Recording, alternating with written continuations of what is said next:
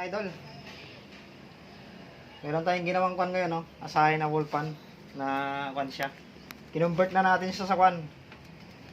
Ito, focus mo.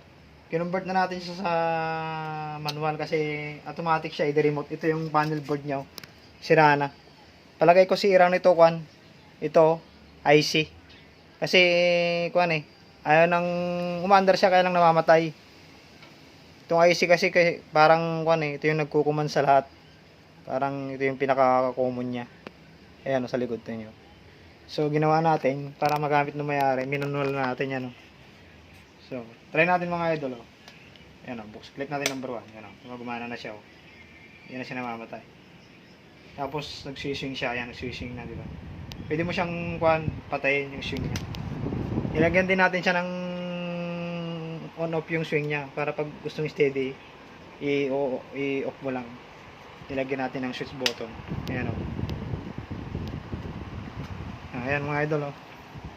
Simple pero mahirap din gawin pag di ka nagtyaga. Number 2. Ayan lakas o. Number 3. Ayan lakas. Sobra. Off. Off yung swing.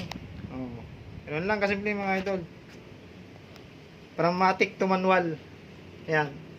From matic to manual siya.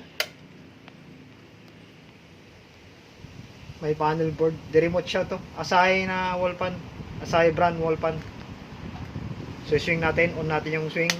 Ayan o, swing na siya. So, yun lang mga idol. Maraming salamat sa tiwala. Pa-like and share naman po sa simpleng video na to. Number 2, number 3. Yun, lakas o. So, nagisira lang nito.